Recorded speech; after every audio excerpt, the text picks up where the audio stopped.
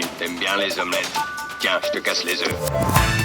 You talking to me? Vers l'infini et au-delà. Bonjour à tous et à toutes, bienvenue dans ce nouvel épisode du podcast de Qui Filme. Aujourd'hui on parle jeux de société, je suis donc avec, c'est Stéréo. Bonjour.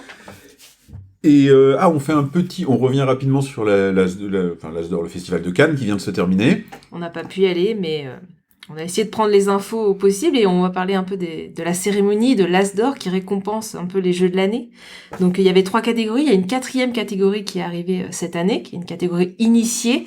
Alors bon, c'est toujours difficile de se mettre dans une catégorie, mais bon, on va dire que c'est ceux qui jouent un petit peu, qui aiment bien un petit peu stratégie, mais que ça va être des jeux qui vont pas durer 2 heures, qui vont pas... Ouais, Voilà. l'explication officielle c'est genre, tu commences déjà à avoir ta ludothèque sans Ouais. qu'elle soit hyper conséquente et tu peux supporter un peu d'explication de règles sans que ça dure 1h30 quoi. C'est C'est ça. un truc comme ça. Mais bon, c'est des jeux quand même accessibles à tous dans cette catégorie. Mais c'est pas des jeux qui vont durer 10 minutes et puis sur un coin de Non. table en général. Voilà, c'est ça. Du coup, dans la catégorie enfant, c'est Bubble Stories qui a eu le prix. Alors moi, forcément, j'ai pas pu tester. C'est un petit jeu, on va dire narratif, mais pour les petits, vraiment, je crois que c'est à partir de 3 ans, dans une petite boîte, alors qui avait déjà bien fait parler de lui, et du coup, ça amène la narration un petit peu, l'enfant va faire des choix, et il va un peu se créer une histoire. Donc ça marche très bien pour cet âge-là. Moi je connais pas.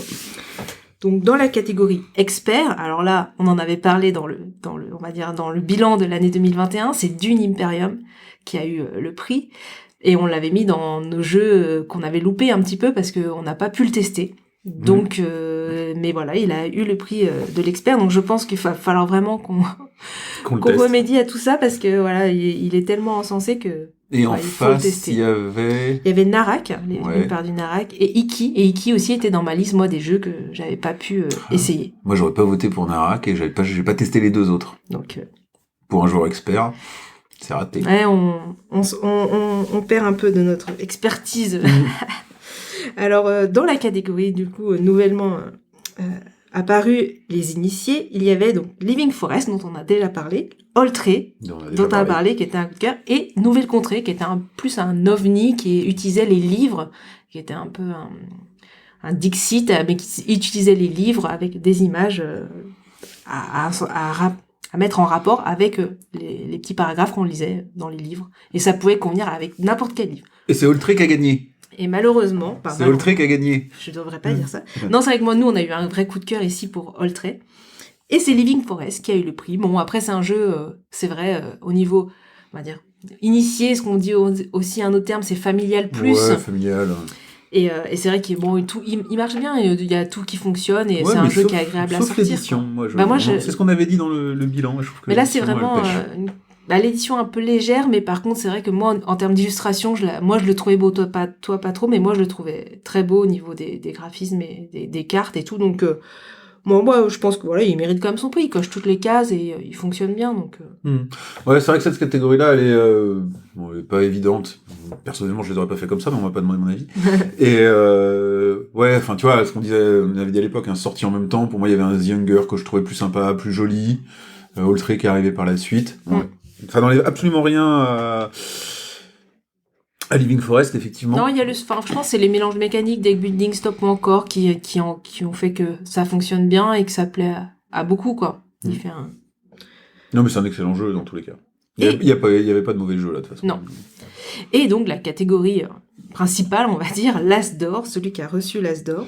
Donc, il y avait Carte Aventura, dont on n'a pas essayé. Petit jeu narratif, mais qui se joue plutôt solo ou à deux, pas très nombreux, donc qui est très bien, mais voilà, qui, on le savait, n'aurait pas eu le prix, mais je trouve que c'était bien qu'il soit cité. Happy Auteur City. rennais. Auteur rennais. Cocorico. Donc, Thomas Dupont. Et il y a Happy City, moi, que j'avais mis en numéro 1 de l'année 2021, donc je croyais en lui, et puis pour Cocktail Games, qui à chaque fois repart bredouille. Et c'est Seven Wonder Architect qui a eu le prix. Donc on en avait parlé aussi dans un précédent podcast. Bon après c'est pas étonnant qu'il l'ait. Hein. Honnêtement il marche super bien. L'édition est top. Moi le seul truc que je me dis c'est que il est un peu cher pour cette catégorie, je trouve, parce qu'on est sur les 35 voire 40 euros. Bah, il a plus Et, ça, il donne plus l'impression de devoir se confronter à un Living Forest que à un Lhasa, quoi. Alors, un carte aventure. en termes d'édition, en termes de jeu, mais pas en termes, enfin, pas en termes de gameplay, en fait. On pioche une carte, on fait des ressources et on construit sa merveille. Il y a pas plus simple. Les parties c'est 10-15 minutes. Donc, en termes de jeu, il est vraiment dans cette catégorie-là, mais en termes de boîte, d'édition et de prix, il est un peu décalé, quoi. Ouais, moi, le reproche, entre guillemets, que je ferais à ce prix donné, alors je comprends que le prix de l'As d'or, en fait, le but c'est de récompenser un jeu qui peut amener des gens au jeu de société. Mettre en Donc, lumière. Ouais. Voilà, alors effectivement, ça marche, mais d'un point de vue joueur, auteur, enfin monde du jeu de société, je trouve ça dommage de récompenser un jeu qui n'est qu'une suite d'un jeu qui a déjà eu des prix. Par contre, je trouve que ça pousse pas tellement à une forme d'innovation au niveau des thèmes des jeux, etc. Donc, moi, c'est le point qui me fait tiquer. Ouais, je comprends. Mais voilà, c'est pareil, il coche toutes les cases et il fonctionne très bien, donc il mérite quand même son prix, même si moi je l'aurais peut-être décerné à Happy City du coup pour mettre en avant un peu plus ce jeu. Moi j'aurais été bien embêté encore parce que je n'aurais pas pu non plus donner à Happy City. C'était pas pour moi cette année. Ouais, non, je crois pas. Donc voilà, pour un petit peu ce bilan de la cérémonie et des remises des prix de l'As d'or. Ok. On passe au très vite, les jeux auxquels on a joué ces derniers temps. Oui. Allez, je te laisse ouvrir le bal. Alors moi, j'ai repris un peu des petits jeux d'ambiance. Donc on commence à se retrouver peut-être aussi fin des restrictions, etc. Donc là, j'ai ressorti un peu plus des jeux comme Skijo, donc notamment en famille. Donc ça marche toujours très bien. On pioche une carte et puis on essaie de diminuer le score, la somme des cartes qu'on a devant soi. Donc ça marche très bien. Esquisser. Petit jeu de dessin où on va transmettre le dessin, la personne va devoir deviner, donc ça c'est un peu un téléphone arabe du dessin. Et pareil, à chaque fois on rigole parce que ce qu'il y a au début et ce qu'il y a à la fin, il y a un écart qui peut être immense. J'avais pas du tout accroché à ce jeu. Et nous ça marche à chaque fois parce que à chaque fois il y a des écarts, donc on rigole et tout ça. Skull King, donc toujours un petit jeu de plis, mais avec le twist de deviner un peu les plis, un peu à la mode du tarot africain. De se dire combien je vais faire de plis, on estime le pli qu'on va faire, et puis après, ça se passe jamais comme on veut, parce qu'il y a des petites cartes à pouvoir qui vont faire changer tout ça. Red Panda, j'avais parlé aussi, donc petit jeu, pareil, de cartes, donc c'est des jeux qui sortent très facilement, des parties rapides, donc Time's Up, beaucoup rigolé aussi. Donc voilà, pas mal de petits jeux d'ambiance. Et en nouveauté, j'ai acquis Awimbabwe, qui est un petit jeu de plis à deux, ce qui est assez rare. Souvent les jeux de plis, faut être 4-5. Et là, il est à 2. Et ça marche, moi je le trouve très bien. Les parties sont rapides. Et on a des petites cartes à pouvoir. Les cartes vont de 1 à 6. Et par exemple, le 1 c'est une souris. Le 6 c'est un éléphant. Mais en fait, si la souris est face à l'éléphant, elle va remporter le pli face à l'éléphant. Et il va y avoir des cartes comme ça. Le jaguar nous permet de décider qui va entamer le pli d'après. Le rhinocéros va permettre de décaler une carte parce qu'en fait on a des cartes face visible et des cartes en main face cachée. Donc pour l'adversaire, il y a des cartes qui sait qu'il a. Donc par exemple sur une couleur, parce que c'est un jeu de pli, donc on est censé jouer la couleur. Donc si on voit qu'il y a par exemple du gris, on sait très bien que de toute façon il va être obligé de jouer du gris. Donc il y a une partie stratégique parce qu'il y a des cartes face cachée dans la main du joueur, mais il y a des cartes visibles, donc il y a des trucs où on sait qu'il va pas pouvoir y échapper. Il y a des cartes yen et donc faut essayer de pas les récupérer. Et en fait, il y a des petits points, des petites couronnes sur les cartes et à la fin on va comptabiliser qui a le plus de couronnes. Et franchement, il marche bien. Petit jeu très facile à sortir. Puis jeu de pli à 2, qui est assez rare. Donc moi, j'ai beaucoup aimé. Un jeu d'ambiance qui s'appelle 444. On va dire que il est classique. C'est pas le meilleur jeu, mais moi j'ai trouvé un intérêt. En fait, on va donner une situation et on va choisir si on a envie de la faire, si on n'est pas du tout intéressé. Enfin, on a trois possibilités. Donc c'est vraiment ça m'intéresse pas du tout. Oui, pourquoi pas. Et oui, j'ai trop envie de la faire.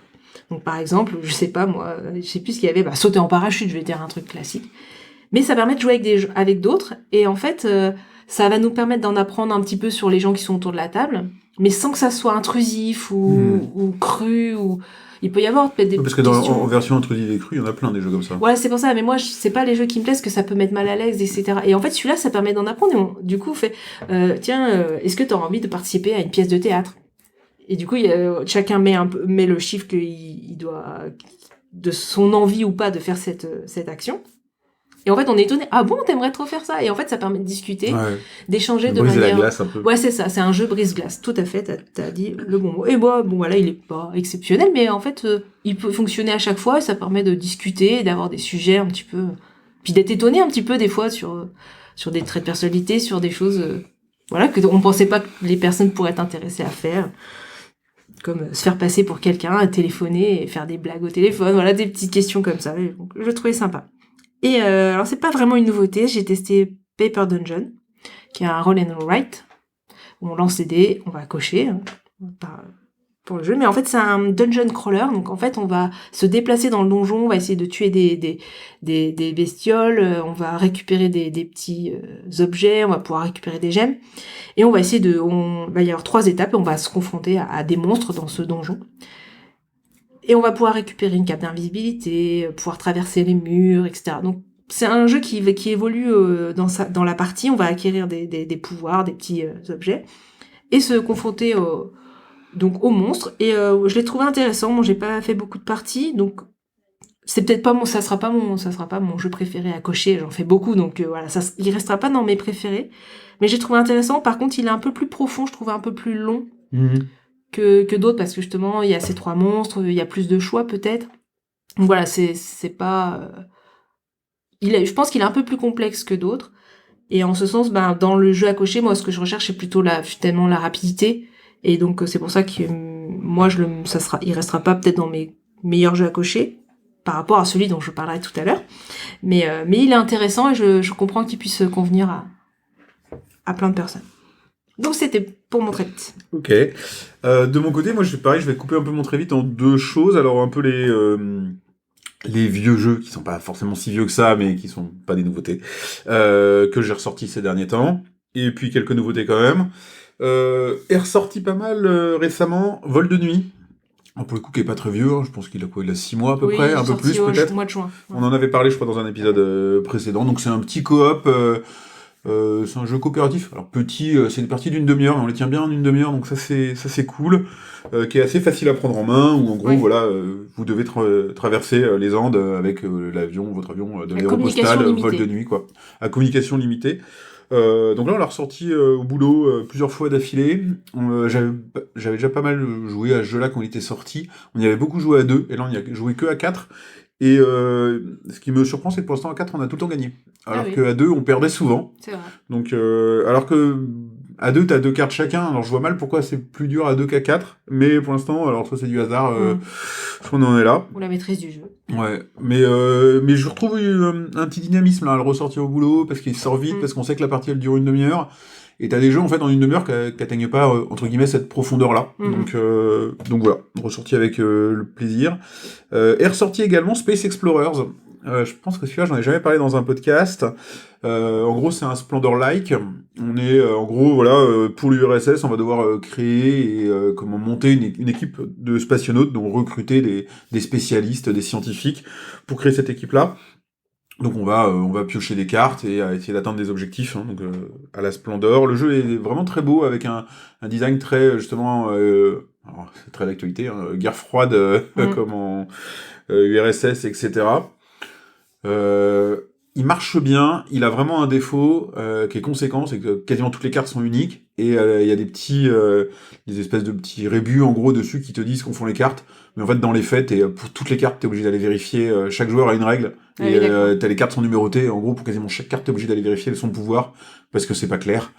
Et du coup, tu passes beaucoup de temps à retourner ta fiche là avec la carte numéro 84. Alors qu'est-ce qu'elle fait? Bon, il n'y a pas 84 comme carte, mais et voilà, c'est dommage parce que ça ralentit ce jeu qui sinon aurait fait un très bon petit Splendor-like. Et du coup, je sais qu'ici les gens l'ont trouvé un petit peu plus difficile, quoi. Je pense que au niveau, ouais, il passe un peu à côté de son objectif, ce jeu-là.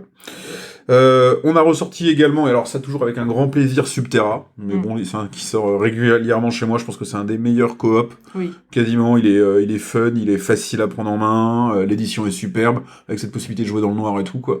Donc nous, c'est un succès à chaque fois qu'on sort. sort. Et on attend toujours Subterra 2. Ouais, qui est reculé On pourra presque en reparler dans L'attend toujours. Ouais. Et on a ressorti également, toujours dans les jeux qui ne sont pas des nouveautés, Affinity, qui est un jeu qui était sorti à peu près en même temps que Just One, si je me trompe pas. Où en gros, pareil, ça permet un petit peu quelque part de deviner les autres, puisqu'on va essayer de faire deviner un sentiment aux autres en prenant des morceaux de phrases et en les assemblant. On fait deviner la joie, la tristesse, le glauque, etc. Là, on avait l'extension sexy en plus, D'accord. qui est pas trop malaisante, qui est un peu rigolote. Donc voilà, bon, ça marche toujours bien. C'est un petit jeu, voilà, pareil, un peu, qui peut être un peu brise-glace, en tout cas pour jouer aussi avec des non-joueurs à l'apéro, Oui, c'est ça. etc., quoi. Donc voilà. Alors, autre vieux jeu, mais que je n'avais pas avant, on m'a offert Dice Town. Alors, j'y avais déjà joué à sa sortie, donc c'est un jeu qui date de 2009, donc c'est quasiment dans les premiers jeux auxquels j'avais joué. Je savais que j'avais joué, mais j'avais un peu oublié ce qui se passait. C'est un jeu de Bruno Catala. Et donc, globalement, c'est un jeu de dés où on va relancer nos dés plusieurs fois pour essayer de créer des combinaisons. Et en fonction des combinaisons qu'on obtient, on va pouvoir aller dans différents lieux du plateau qui ont chacun leur pouvoir, qui est gagner des pépites d'or, gagner de l'argent, piocher des cartes qui vont avoir des effets, ou acheter des terrains, pour tout ça, pour gagner des points de victoire. Franchement, on me l'a offert, je me disais, ouais, je sais pas ce que je vais en faire. Et puis bon, je l'ai ramené chez moi, je l'ai expliqué à mes filles, on a joué, et c'est vrai qu'en fait, c'est exactement ce qu'il est, c'est-à-dire que c'est un jeu familial, et en fait, en jeu de famille, ça marche hyper bien. Ouais. Mes filles sont habituées aux jeux de société, on fait des jeux qui sont plus complexes, et sauf qu'en fait, celui-là, le trouver cool, c'est facile, il n'y a pas besoin de trop réfléchir, donc c'est vrai que je l'ai ramené, j'ai dû le ramener à la maison un vendredi soir, on a dû faire 3 parties dans le week-end, et elles étaient redemandeuses. Donc je pense qu'il n'aura pas à la maison une durée de vie incroyable, mais je pense que sur une période, là, il va sortir vraiment facilement. De toute façon, les quoi. jeux n'ont plus une durée de vie incroyable. Non, mais comme quoi, tu Donc, vois, celui-là, il est de 2009. Hein, mine Non, de mais rien. quand je dis durée de vie, c'est qu'on y joue en Oui. général un temps, après on passe à un autre, et puis... Ouais, mais voilà, il va peut-être plus que ce que j'aurais Ouais. cru, quoi. Mhm. Donc finalement, une assez bonne surprise. Voilà. Une surprise inattendue. Donc voilà. En nouveauté, jeu d'ambiance également, sachant que c'est vrai que c'est un domaine que moi j'explore peu, le jeu d'ambiance. J'ai acheté Sandwich, donc qui est sorti en 2021, qui est une réédition également d'un jeu de 2010.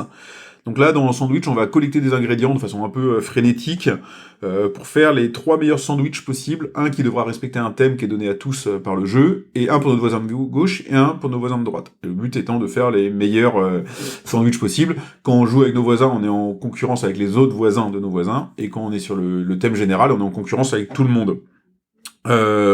Sachant que le thème général souvent peut être assez drôle et déconnant, du genre mamie pète les plombs ou ce genre de truc.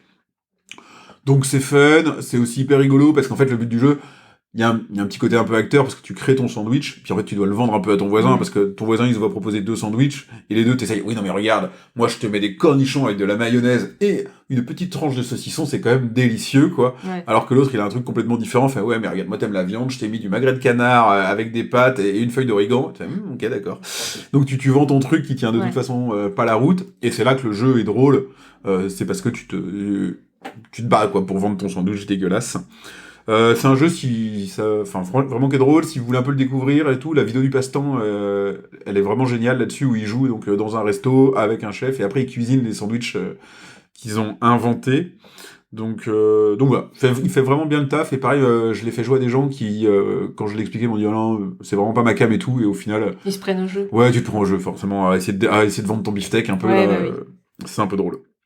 Autre nouveauté, alors j'y arrive pas avec le nom, Gods Love Dinosaurs, donc qui est sorti en 2021, qui est un jeu de tuiles qui était un petit peu comparé à Cascadia, dont on reparlera plus tard, où on a en fait une sorte de carte personnelle, quoi, une zone géographique, qu'on va agrandir donc en piochant des tuiles pour étendre la surface, et on va mettre dessus, on va peupler ces zones d'espèces animales. Certaines sont des proies, d'autres sont des prédateurs. À la fin de la partie, seuls les prédateurs rapportent des points, mais si les prédateurs n'ont pas de proie à manger, ils meurent. Alors si vous faites que des proies, vous n'avez pas de points, mais si vous faites que des prédateurs, vous n'avez pas de proie et du coup ils meurent. Donc il faut trouver l'équilibre entre les deux et puis développer un petit peu son écosystème comme ça. C'est la chaîne alimentaire, le jeu. Ouais. Ça marche pas trop mal. Bon, on comprend pas trop ce que viennent foutre les dinosaures là, parce que c'est complètement anachronique, les espèces animales entre elles et tout. Hein. Il y a des, je sais plus c'est quoi les animaux, mais Ça fait vendre le dinosaure. ouais, je pense qu'il y a de ça. Bah, en fait, c'est le super prédateur. En fait, Oui. c'est celui qui peut manger un peu tout le monde, quoi. Donc voilà. C'est un jeu où faut faire assez gaffe quand même parce qu'il peut être frustrant parce que moi typiquement j'ai fait l'erreur, on peut faire une erreur complètement en fait éradiquer une espèce sur son plateau de jeu et alors là pour la réintroduire et lui redonner de l'importance c'est compliqué et du coup on peut se retrouver avec toute une partie de son plateau de jeu qui ne sert à rien, donc un peu C'est abandonné. punitif, quoi, du coup. Ouais, ça peut être un peu punitif. Alors c'est punitif, nous qu'on a joué cette partie-là typiquement, on était 3, on est un peu 2 à avoir fait une erreur comme ça. Et alors au final, du coup on était frustrés dans le jeu et au final, par contre on perd tous les deux. Mais on n'est pas complètement à la ramasse en termes de points à la fin. Finalement, on est, j'en sais rien, 2, 3, 4 points derrière. Donc tu dis, bon, tiens, c'est pas si, à la fin, c'est pas si punitif que ça, mais c'est frustrant. Mais c'est très interactif parce qu'en fait, les proies qu'on fait, elles vont servir elles peuvent servir aux joueurs adverses. Donc en fait, non, c'est un plateau Non, personnel. ouais, c'est un plateau Ok. personnel. D'accord. Non, c'est un plateau personnel. Donc voilà, faut faire attention à pas s'auto-bloquer, quoi. Voilà, pour mon très vite. Alors on va passer à la présentation un peu détaillée des jeux, Oui. et avec un événement exceptionnel aujourd'hui, parce que tout simplement, on va présenter un jeu en partenariat avec l'auteur/éditeur. Donc, on a été contacté par Nambars, enfin pas par Nambars, la société d'édition, elle a le nom de l'auteur qui est Ayam Alata. Et donc c'est l'auteur d'un jeu qui s'appelle Nambars, qui vient de sortir, qui est auto-édité, donc, et qui nous a demandé si on voulait parler de son jeu. Oui. Alors c'est quelque chose qu'on n'a jamais fait, qu'on savait pas qu'on allait faire. On a un peu hésité aussi parce que on va dire que nous, ce à quoi on est attaché ici, c'est un peu notre liberté de ton, on va dire, essayer de toujours poser le pour et le contre d'un jeu, et puis quand on n'aime pas, on n'hésite pas à le dire. Donc finalement, on a posé ces conditions-là à l'auteur, enfin l'auteur-éditeur. Voilà, on a dit, nous, on aime bien dire ce qu'on pense, donc on veut bien tester votre jeu, mais on dira ce qu'on pense. Et il a dit que pas de problème. Il a joué le jeu. Lui, il jouait le jeu, donc il nous a fait parvenir une boîte du jeu pour qu'on la teste, et on va en parler. Et puis, j'en reparlerai à la fin, mais on va vous en faire gagner aussi un exemplaire. Oui, première fois aussi. Ouais, on va faire gagner un nouveauté, jeu. quoi. Alors d'abord, on le présente. Oui. Donc, Nambars, qu'est-ce que c'est? Donc, Nambars, N-A-M-B-A-R-Z, c'est une sorte de numbers en anglais écrit à la française, quoi. Il y aura le lien dans l'article. Donc, c'est une sorte de Uno mathématique, on va dire, où il faut se défausser de ses cartes le plus vite possible pour gagner, donc un peu comme le Uno, sauf que vous allez pouvoir défausser plusieurs cartes d'un coup en réalisant des petites opérations mathématiques, genre addition, soustraction, multiplication et division. Ça se joue de 2 à 7 joueurs pour des parties d'une durée de 30 minutes. Alors moi je sais que j'ai joué vraiment en 30 minutes. C'est 2-12 joueurs. J'ai dit quoi? 2 à 7. Ah pardon, je me suis trompé, 7 c'est l'âge. C'est 8. Ah bah c'est écrit 7... où est-ce que j'ai écrit 7? Sur la boîte, c'est sur Board Game Geek que c'est écrit 7. Ah oui, t'as raison, parce que j'ai marqué 7 aussi. Donc. Mais sur la boîte, c'est 8. Ok. 8 plus. Donc, de 2 à 12, en plus t'as raison, parce qu'il y a une variante par équipe jusqu'à 12 joueurs. Pour des durées d'une partie de 30 minutes, ça va dépendre des joueurs et des modes de jeu que vous faites. À partir de 7 ans, je reviendrai là-dessus aussi, sorti donc en 2021, l'année dernière, c'est, on le répète, de l'auto-édition, et donc l'auteur c'est Ayam Alata, c'est, je pense, son premier jeu sur le truc. Alors, l'histoire du jeu d'abord, il faut quand même savoir qu'à la base c'est surtout un jeu pédagogique.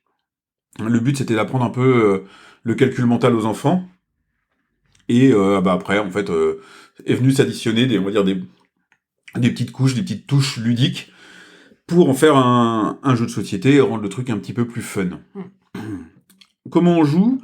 Donc toujours pareil, on est très proche du Uno, les cartes elles ont des chiffres et des symboles, elles n'ont pas toujours des symboles. Et à son tour de jeu, soit on joue une carte avec le même symbole, soit on joue une carte avec le même chiffre, soit on joue plusieurs cartes dont une opération mathématique va donner un résultat égal à la carte précédente.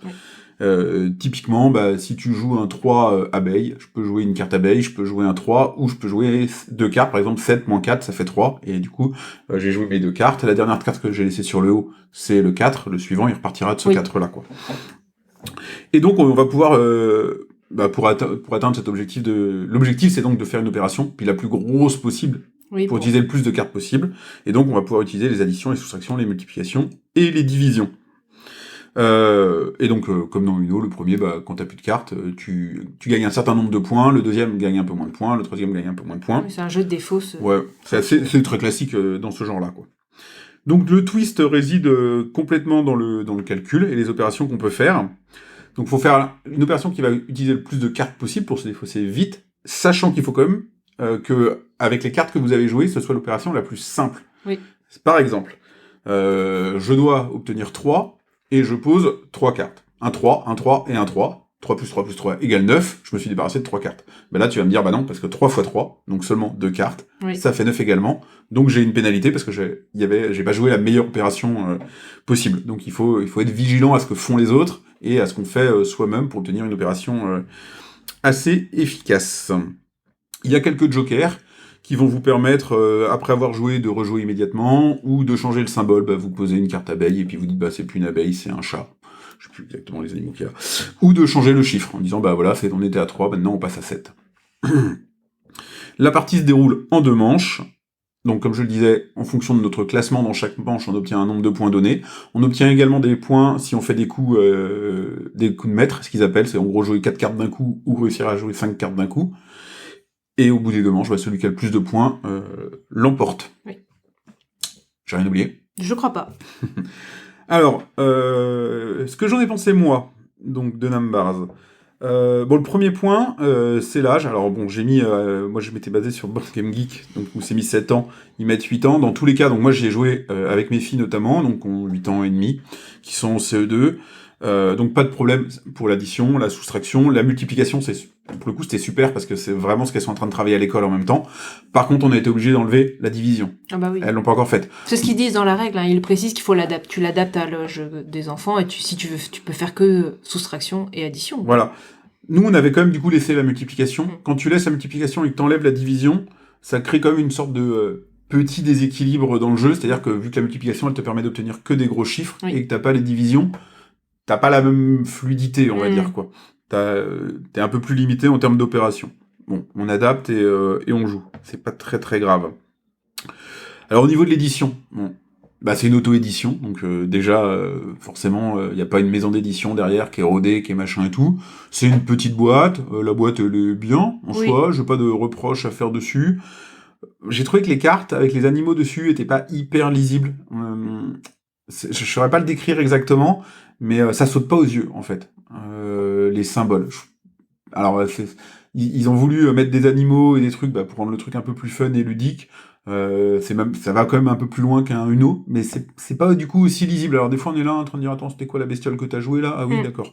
Donc on sent quand même pour moi qu'il manque, c'est dommage, mais il manque un peu une boîte qui aurait l'habitude de l'édition derrière et qui aurait réussi à enrober le tout dans même quelque sur chose. les couleurs en fait, le choix des couleurs, etc. Qui aurait réussi à enrober le tout dans un truc un petit peu plus glamour. Ça manque un petit peu de glamour, je pense, sans que ce soit rébarbatif. Enfin, bien entendu, on connaît Skijo, Uno, qui sont des jeux qui sont moches, mais voilà, ils sont là, ils sont établis depuis longtemps. Donc là, lui, il arrive, il est nouveau, on est en 2022, on est quand même habitué à des jeux qui sortent avec des super éditions. Je pense que malheureusement, ça va jouer un petit peu contre lui quelque part, quoi. Dans les aspects comme ça, on va dire que moi m'ont un petit peu freiné. Donc les illustrations, je trouvais qu'elles marchaient pas très très bien. Il manque une petite touche, il manque une histoire, quoi. Un truc qui te mette un peu dedans. C'est pareil, c'est lié à la période. Maintenant, les jeux, des fois ils mettent une belle histoire. Quand on joue, on s'en fout, mais ça fait un peu plaisir, quoi. Pour le vendre aussi, aux enfants, un peu juste dire aux enfants, on va faire des maths. Il manque une petite touche de quelque chose rigolote, quoi. Et j'ai trouvé que le calcul de score était quand même un peu pénible, un peu rébarbative. Et là où il y a pour le coup une faute d'édition, c'est un peu gros, mais alors le nombre de fiches de score fournies dans le jeu, pour le coup, il en manque, quoi. Mais elles sont téléchargeables sur le Oui, site. alors ça, j'allais le dire après. Il y a plein de trucs téléchargeables sur le site, on en parlera. Mais de base, ils en fournissent 6 ou 7 recto verso. Donc, bon, s'ils vendent leur jeu en pensant qu'on va faire 14 parties, c'est un petit peu dommage, quoi. Donc là-dessus, un petit bloc de score un peu plus épais, ne serait-ce qu'une 50aine de feuilles, ça aurait été pas mal, quoi. Pour ce qui est du jeu en lui-même, bon alors, en tant qu'adulte, perso, avec des adultes, je crois que j'y jouerai pas. Moi, c'est pas... on va prendre d'autres choses avec des mécanismes plus complets. Je suis pas un passionné de mathématiques. Donc c'est pas le contexte où je le sortirai. Après, je pense qu'il y a 2 contextes où il peut marcher. Alors, un, je le sais, avec les enfants. Alors, avec les enfants, on sent vraiment que c'est un jeu pédagogique, et ça marche, parce que du coup, le but, c'est de leur faire des maths sans qu'ils se rendent compte de trop, et du coup, ils vont travailler. Nous, tu vois, je te disais, les filles, elles sont en CE2, elles sont en plein dans les multiplications, donc ça leur fait travailler leur CE2, leur multiplication, leur table de multiplication et tout. C'est cool, c'est vraiment fait pour ça, et ça marche vraiment bien. Après... s'il y a des adultes dans la partie, ça induit quand même un certain déséquilibre, parce que de toute façon, on calcule quand même beaucoup plus vite, et on va avoir des opérations que les enfants ne voient pas. Donc il faut quand même... t'es obligé de t'adapter. C'est pas un jeu égalitaire entre les adultes et les enfants, il y a forcément un petit décalage. Mais voilà, si vous voulez bosser vos mathématiques avec vos gosses, ça marche vraiment super bien, c'est fait pour ça, quoi. Et l'autre univers où je me suis dit, tiens, ça peut marcher, et justement, de façon un peu plus égalitaire, je me dis, c'est avec des personnes âgées. Tout à fait. Parce que qui vont être habitués à des jeux de lettres et à des jeux de chiffres, genre typiquement, tu vois, des chiffres et des lettres, voilà. Tu dis tiens, on va faire des maths et tout. Et à mon avis, je pense qu'il y en a pas mal qui sont pointus et tout, et ça peut bien marcher. Et ils adoreraient pas des jeux où il y a toute une histoire à raconter ou des mécanismes qu'ils comprennent pas. Oh là, je sais pas de quoi tu me parles, alors que tu dis regarde mamie, on va faire des maths. Et je suis sûr que ça passe. Alors moi, je l'ai pas testé comme ça, mais je visualise bien le truc, et avec ce public-là, je pense que ça doit être assez efficace, quoi. Donc voilà, ce que je voulais rajouter, c'est que ce qu'il faut savoir, c'est qu'effectivement, autant dans la boîte et dans l'édition, ils auraient pu mettre un peu plus de choses, autant sur le site de l'éditeur, il y a plein de trucs. Il y a des énigmes que vous pouvez aller résoudre, qui en gros vont un peu aussi vous apprendre à jouer, et qui peuvent vous faire gagner des réductions sur le jeu, faut le savoir, si vous les résolvez. Mais il y a des feuilles de stratégie, donc qui expliquent un peu quelles sont les bonnes stratégies que vous pouvez utiliser dans le jeu. Donc si vous avez envie d'être un peu pointu, on pourrait aller mettre une rouste à papy, pourquoi pas, quoi. Les règles du jeu sont téléchargeables, et les feuilles de score sont téléchargeables. On les a aussi mis d'ailleurs sur la fiche du jeu sur Kifim, donc vous pouvez également les trouver là-bas. Voilà pour mon avis. Alors avant d'expliquer comment on le fait gagner, je te laisse faire ton retour. Oui. Bon, t'as déjà dit beaucoup de choses, donc je vais juste essayer de faire un petit bilan. C'est vrai que voilà, c'est un jeu de défausse assez classique. Donc, ça va pas révolutionner ce qui existe déjà. Mais ça fonctionne bien. Moi, quand j'ai vu calcul, c'est marqué, le jeu de calcul et stratégie, j'ai fait, voilà, t'as envie d'un petit jeu fun, et tu te dis s'il va falloir que je fasse des calculs. Et en fait, une fois qu'on y joue, non, ça reste des additions, et puis avec des petits chiffres. Donc en fait, ça, c'est pas prise de tête. Faut quand même revenir à la chose. Et du coup, c'est pas des chiffres et des lettres. Faut pas avoir peur, quoi, parce qu'en fait, ça reste des petites choses, et du coup, finalement, ça marche très bien. Et voilà, sur ça, j'ai rien à dire. Donc j'en avais peur, et finalement, non, c'est fluide et ça joue très bien. Tu parlais de la règle, je trouve que la règle est bien écrite, mais c'est vrai qu'elle est longue pour un petit jeu. Exactement. Je m'étais fait cette réflexion-là pour un tout petit jeu. Tu connais des jeux beaucoup plus gros où la règle fait la même taille. Je pense que... Donc c'est bien parce que c'est bien détaillé, il y a des exemples et tout, mais c'est vrai que du coup on se dit on a l'impression que ça va être un plus gros jeu, alors qu'en fait c'est juste un jeu de défausse, et on doit faire par correspondance de symboles et de chiffres. Je pense qu'encore une fois, je m'interroge si quelque part c'est pas aussi lié encore une fois un petit peu à l'auto-édition. Où on a des gens qui n'ont pas l'habitude d'écrire des règles, et qui du coup peut-être mettent trop d'exemples ou trop de détails à des endroits où finalement il faudrait aller un peu plus tout droit, quoi. Tu parlais d'histoire, moi c'est vrai que c'est pas le jeu, j'attendais, en tout cas je parle en mon nom, j'attendais pas une histoire, voilà, c'est le jeu, moi je peux le comparer à Skijo, des choses comme ça, et voilà, pour moi il y a pas besoin d'histoire, c'est un jeu, on pose les cartes, on doit se défausser, mais c'est vrai que ça, pour les enfants, ça peut apporter quelque chose. C'est vrai que ça les fait calculer sans qu'ils s'en rendent compte. J'avais entendu quelqu'un qui disait, le jeu Quicks, pareil, ils font des additions, mais pour eux, ils ont pas l'impression d'en faire, et ça les aide à aller plus vite dans le calcul mental, etc. Et effectivement, aussi à la maison, on s'est dit que pour les personnes âgées, c'était un bon moyen aussi de faire marcher la mémoire, etc., de rester actif au niveau cérébral, quoi, et tout simplement. Et je pense que ça peut hyper bien marcher dans les maisons de retraite et tout ça, parce que c'est des jeux petits. Il n'y a pas de règles. En fait, on peut leur expliquer très facilement et ça leur permet de jouer, mais en faisant un autre jeu différemment et en faisant travailler un petit peu. Ouais, ça en fait un jeu très, très intergénérationnel, quoi. Ouais. Vous l'achetez, vous, en tant qu'adulte, et vous allez pouvoir jouer avec vos enfants, avec vos grands-parents, voire même les grands-parents avec les enfants. Moi, typiquement, je pense que ma mère, qui garde mes filles assez souvent, si ça se trouve, c'est un jeu... les filles, quand elles essayent d'expliquer un lueur à ma mère, ou des trucs comme ça, ma mère, elle fait, ouais. Voilà, quoi. Et peut-être que ça passerait bien, juste après les devoirs, ça marcherait. Tiens, faudrait que je leur propose d'essayer. Mais c'est vrai que voilà, pour moi, c'est vrai que je le mets dans la même catégorie que Skijo. Moi, il y a un point de règle qui m'a gênée, parce qu'en fait, on s'est trompé sur la première partie. Et en fait, je l'ai trouvé plus fluide, ma première partie. C'est que quand on fait une combinaison de cartes, justement, soit on met par correspondance, donc ça, on met qu'une carte, mais quand on veut faire une combinaison, il faut que cette combinaison soit de même type. Donc, soit que des chiffres, soit des chiffres symboles. Et moi, la première fois, on a mélangé les deux pour pouvoir arriver à faire le calcul. Et c'était plus fluide, en fait. Et, nous, on a fait ça aussi. Hein. Et non, en fait, par exemple, si tu veux faire 9 et que tu veux faire 3 x 3, il faut que ça soit que des chiffres, ou alors que ça soit que des chiffres symboles. Et tu peux pas mélanger les deux types de cartes. Et du coup, en relisant les règles, j'ai trouvé du coup un peu moins fluide finalement la deuxième partie, parce que j'étais mince, je peux pas faire mon calcul. En fait, justement, j'ai mon calcul, je fais non, c'est pas le même type de carte. Et en fait, ça bloquait. Ça nous bloquait. Et je sais pas. Et tu te retrouves avec à faire de la défausse simple, parce que tu peux pas faire beaucoup de calculs. Voilà, c'est ça, parce que finalement, c'est ça l'intérêt, c'est de pouvoir faire des calculs, et on est bloqué par le même type de carte, sauf qu'en fait, on n'a pas 15 cartes en main. Et surtout que c'était un des trucs qui m'a surpris, il n'y a pas beaucoup de cartes, ce qu'ils appellent symboles, qui en fait sont des animaux. Alors c'est pareil, typiquement, moi ça fait partie des trucs qui me pour chiffonnaient faire des un peu. correspondances par symbole, c'est rare. Des correspondances par symbole, c'est hyper rare, il n'y en a pas beaucoup, et en plus c'est souvent les mêmes. C'est-à-dire que quand c'est un 9 abeilles, c'est souvent des 9 abeilles, enfin... T'as pas l'impression que ce soit équitable, entre guillemets, quoi. Et par contre, tu vois, nous on s'est trompé, parce qu'on a fait comme toi ta première partie, et je me dis que maintenant, alors en plus si je devais expliquer à mes filles que non, si c'est pas les mêmes dessins, elles peuvent pas faire les opérations. Alors si les mêmes dessins, enfin c'est vraiment comme t'as deux types de cartes, les cartes que chiffres et les cartes chiffres symboles. Si tu veux faire une opération, faut que ça soit que des chiffres ou que ça soit que des chiffres mais symboles. Même, enfin, je veux dire, c'est une petite règle en trop. Effectivement, ouais, et du coup en fait ça enlève justement l'intérêt, parce que l'intérêt c'est d'essayer de faire des combinaisons. Et finalement on peut moins faire de combinaisons avec cette règle. Du coup, finalement, je me suis dit, c'est peut-être dommage, donc à voir, en fait, je pense que du coup, à rejouer, j'aurais envie de dire, tant pis.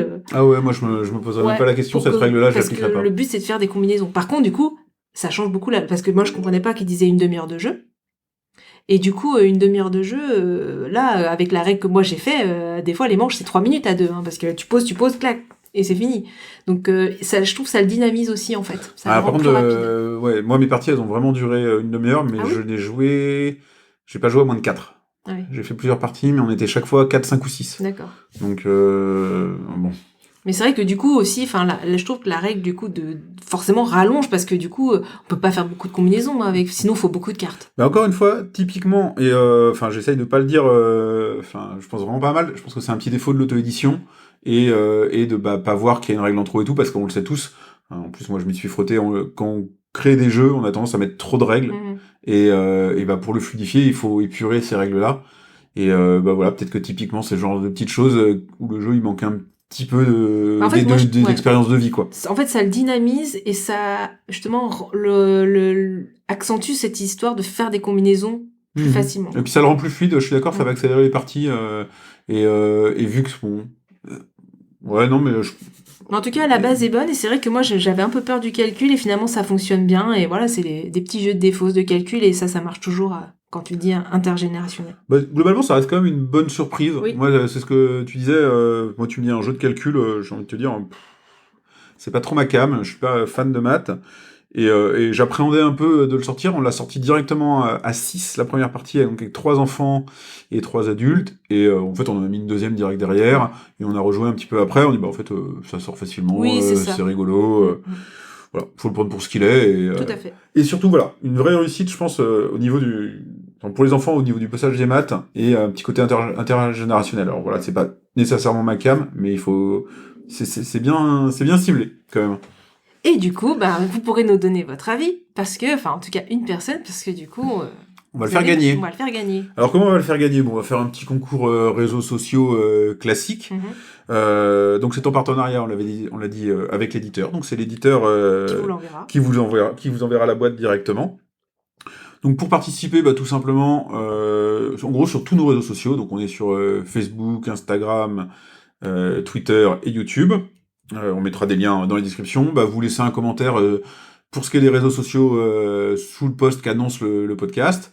En nous disant de tous les jeux dont on va parler dans le podcast aujourd'hui, lequel vous avez préféré et pourquoi. Et en vous abonnant. Et à partir du moment où vous êtes abonné et que vous laissez un commentaire sur un réseau social, c'est une chance de gagner. Si vous le faites sur les 4 réseaux sociaux, c'est 4 chances de gagner. Ouais. Donc voilà, sur les posts sous les posts d'annonce du podcast. Et le podcast sur YouTube, il est mis directement en entier, donc là c'est directement sous la vidéo. Et puis on fera un tirage au sort, je pense d'ici une quinzaine de jours à peu près. Et puis on annoncera tout ça dans le prochain podcast jeu, peut-être un peu avant sur les réseaux sociaux également. Et puis on prendra contact du coup avec la personne qui gagne la boîte pour obtenir ses coordonnées pour l'envoyer à l'éditeur. Et puis n'hésitez pas non plus à nous dire un peu ce que vous pensez, je pense sur Discord ou même en commentaire, du fait qu'on organise un petit concours, qu'on ait un partenariat avec un éditeur, parce que c'est le premier. Nous, on est super contents de le faire, on trouve ça hyper intéressant. On dit, en fait, c'est un partenariat, mais on a demandé à avoir libre expression, quoi. Voilà. En toute transparence, à la base, moi, je voulais même pas qu'on garde la boîte qu'ils nous ont envoyée. Je pensais la faire gagner, et puis nous dit, non, on s'occupe d'offrir la boîte, donc c'est vraiment l'éditeur qui offre la boîte. Donc voilà, c'est tout nouveau, et moi, je suis vachement preneur de vos retours aussi là-dessus. Est-ce qu'on essaye d'en faire plus? Qu'est-ce qui marche et qu'est-ce qui marche pas? Voilà. Vous participez en nous disant quel était votre jeu préféré du podcast d'aujourd'hui, et puis n'hésitez pas dans la foulée à nous faire un petit retour sur son concours, et on vous tient au courant d'ici une quinzaine de jours après l'apparition du podcast. Ouais.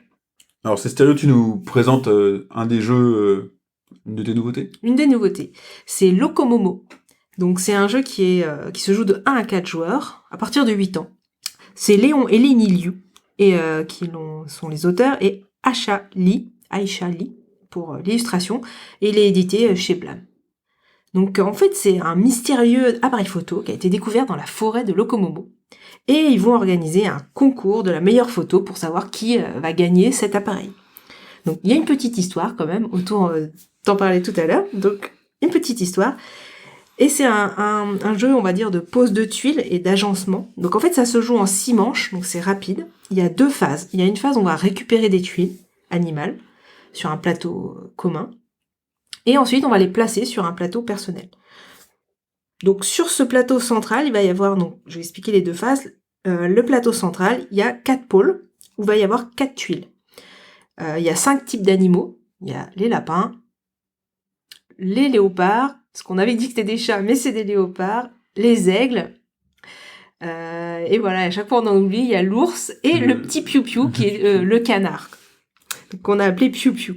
Donc 5 types d'animaux avec 3 couleurs, on va dire rouge, rose, bleu et vert.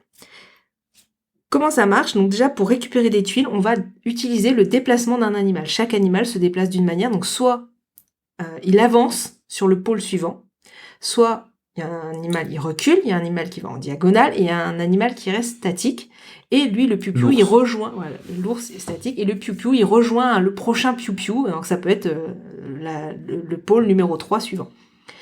Mais on va récupérer les tuiles de la même couleur. Donc par exemple, mon lapin, je l'avance sur le pôle suivant, et du coup, s'il est rose, il va récupérer toutes les tuiles roses qui sont sur le pôle sur lequel il arrive.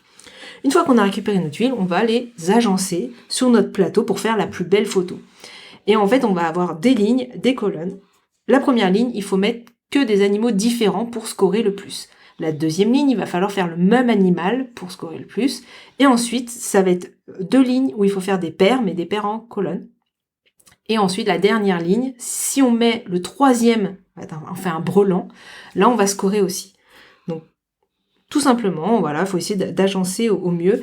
Et il y a une autre façon de scorer, c'est si on arrive à faire une ligne de la même couleur, parce que j'ai dit il y a 3 couleurs de tuiles, et si on arrive à faire que une colonne ou une ligne rouge ou bleue, on va scorer aussi. Donc moi, ce que j'aime dans ce jeu, c'est qu'il est rapide, il est simple à expliquer, il est mignon. On le compare un peu à un mini Azul, parce que on va récupérer des tuiles, on va les agencer au mieux pour faire les meilleurs scores.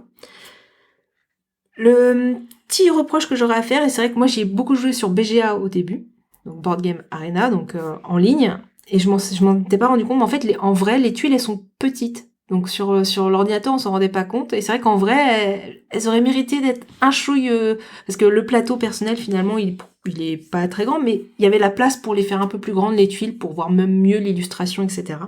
Donc un peu petites les tuiles. On peut penser que c'est redondant, mais finalement, je trouve que toutes mes parties ont été à peu près différentes. J'en ai quand même fait pas mal maintenant. Et en plus, il y a deux mini-extensions qui sont fournies avec le jeu, que j'ai même pas encore utilisées. Donc, Et tu sais ce qu'elles font? non, j'ai pas trop regardé. Donc, mais voilà. En tout cas, c'est proposé tout de suite déjà d'avoir deux petites variantes. Donc ça, j'ai trouvé ça intéressant. Donc pour moi, le jeu, j'ai déjà fait beaucoup de parties et il est pas encore... voilà, j'ai encore envie d'y rejouer. En plus, voilà. Aussi, ce que je voulais dire, c'est que par rapport à BGA propose en fait directement les mouvements des animaux. Et je me suis dit, ouh là là, du coup, en vrai, bah, on va perdre cette fluidité. Et en fait, pas du tout. En y jouant en vrai, en fait, on acquiert très vite quand même les déplacements et de se dire, bon, bah, lui, il va là, donc je récupère tout ça. Et finalement, Oui, ça va. ouais, en fait, en vrai, ça se joue très vite aussi. Et On a mis plus de temps à savoir que c'était un léopard et pas un chat. Ouais. Que, Donc voilà, je pense que c'est, pour moi, c'est vraiment la définition d'un petit jeu familial. Enfin, moi, j'adore y jouer. Il est pas prise de tête, mais en même temps, faut quand même réfléchir, essayer de prendre les meilleures tuiles et il se joue vite, hein, les parties, on va dire. Bah, ça dépend du nombre, mais on va dire, ça peut être 15-20 minutes quand on connaît le jeu et voilà, il peut se jouer avec tout le monde. C'est, franchement, et je le trouve joli en termes d'édition. Donc, voilà, c'est pour ça que finalement j'ai craqué et je l'ai acheté. Et voilà, pour moi, c'est vraiment une des belles découvertes de ce début d'année. Ça avait été assez calme quand même, mais voilà, pour moi, il ressort vraiment en termes de petit jeu familial. Voilà. Ouais, je l'ai essayé. Alors, ouais, je te rejoins sur l'édition. La boîte est belle et tout, mais effectivement, moi, les petites tuiles avec les animaux, genre les piou là, elles me font pas rêver. Je les trouve un peu cheap et même les dessins, je les trouve moins... Un peu Moi, j'aime bien. Il y a un petit sac du qui est reste, fourni avec, petit sac mis en Donc, tissu. non, mais du coup, c'est vraiment les toutes petites tuiles Ouais, elles sont animales trop là petites. que je trouve qui sont pas tout à fait à la hauteur. Au niveau du jeu en lui-même, alors, effectivement, on est bien d'accord que c'est un jeu familial et que en tant que tel, il marcherait en jeu familial. Mais pour le coup, moi, je suis pas client. J'ai trouvé que la chance jouait quand même énormément et que du coup, en fait, bah, vu que le but du jeu en tant que joueur, c'est de prendre le plus de tuiles possible dans un seul coup pour compléter, vu qu'il y a que 6 phases, en fait, en 6 phases, on complète pas sa photo en entier. Non. Il y a toujours des espaces qui restent vides. Donc, si dans un coup donné, tu vas essayer de prendre le plus de tuiles possible pour essayer de compléter ta photo le plus possible et éventuellement avoir plus de points. Ce qui fait que nous, on a joué à 3, donc quand c'est de nouveau à toi de jouer, bon, il y a plein de jeux qui souffrent que ce principe-là. En gros, tu peux pas tellement anticiper ton coup parce que les gens avant vont prendre les tuiles et du coup, tu découvres un petit peu les tuiles au moment où tu as joué. La différence, c'est que vu que là, le joueur avant toi va essayer de prendre le plus de tuiles possible, potentiellement, vraiment tout va changer au moment où c'est à toi de jouer. Donc, t'as pas anticipé ton coup et puis tu peux être très très très dépendant de la chance, je trouve. Où en gros, le joueur avant toi, il prend 5 tuiles, on remet 5 nouveaux tuiles. Bon, il n'y a pas les couleurs que tu veux, il n'y a pas les animaux que tu veux. Tu peux tout à fait avoir un joueur qui a un coup parfait, alors que toi, le coup d'après, t'as rien du tout. Alors, ça s'équilibre un peu au Oui, je fond de trouve la ça partie. s'équilibre. Mais c'est ça qui le cantonne un peu trop au familial pour moi. Mhm. Moi, j'ai vraiment eu le genre, oui, c'est sympa, oui, c'est joli. Bon, après, c'est celui qui a un peu de la chance qui gagne, et puis voilà. Donc, je suis pas, moi personnellement en tant qu'adulte, je suis pas client. Est-ce que maintenant j'y jouerai avec mes enfants? Je pense que ça les ferait marrer, mais je suis pas non plus sûr que ce serait le jeu qu'on ressortirait le plus par rapport à d'autres jeux auxquels on joue, quoi. Donc je m'attendais un peu mieux, je dois dire. Ouais. Par rapport au bruit qu'il avait fait. Ouais, non, je comprends. Mais c'est vrai que moi, en tout cas, tu disais, il faut prendre le plus de tuiles, mais peut-être pas parce que vu qu'on score beaucoup quand on fait la même couleur, des fois, vous peut-être mieux prendre la tuile qui fait notre brelan et la couleur. Parce que là, on fait 9 points d'un coup. Des fois, vaut mieux peut-être, ça se trouve, on veut prendre le plus de tuiles, mais ça se trouve, prendre la tuile qu'il nous faut, c'était plus intéressant. En début de partie, tu cherches vraiment à en prendre pas mal, quoi. Bon, après, voilà, à essayer. Moi, j'ai un peu souffert de ça. Alors, j'ai pas souffert de ça, d'ailleurs, parce que chose rigolote qui nous est Oui, arrivée. alors ça, c'est fou. Et je pense que ça m'est jamais arrivé dans aucun autre jeu. On a joué à 3 et on a fait tous les 3 le même score. Ouais. Exactement. Et il n'y a pas de système pour départager. Non. Alors moi, j'avais déjà fait des parties où forcément il y a 2 premiers ex-aequo ou des trucs, mais là, 3 joueurs, 3 fois le même score et rien pour départager. On fait bon, on a tous gagné. C'est ça. Et ouais, pourtant, j'ai joué beaucoup sur BGA et tout ça. Et en fait, ça n'était jamais arrivé. Et là, ouais, tous les 3. Non, typiquement parce que moi, avec le 3e joueur, c'était pas les mêmes couleurs, mais on avait le même jeu. Oui, vous aviez fait le même plateau. Donc voilà. Bon, à essayer, puis Oui. faites-nous votre tour, quoi. Je continue avec Cascadia. Alors Cascadia, on en a quand même déjà parlé parce que ça fait longtemps qu'il était dans mes jeux les plus attendus, et j'avais brièvement parlé dans le dernier podcast que ça y est, je l'avais. Et donc là, je peux revenir dessus. Donc c'est un jeu de tuiles, également, de 1 à 4 joueurs, à partir de 10 ans. Alors moi, clairement, j'ai joué avec mes filles qui ont 8 ans, hein, c'est hyper accessible.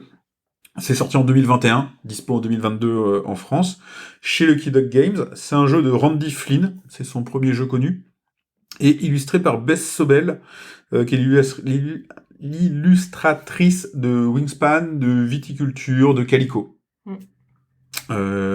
Comment ça marche? Bon, pareil, alors il a des points communs avec God's Love Dinosaur dont on a parlé tout à l'heure. Hein.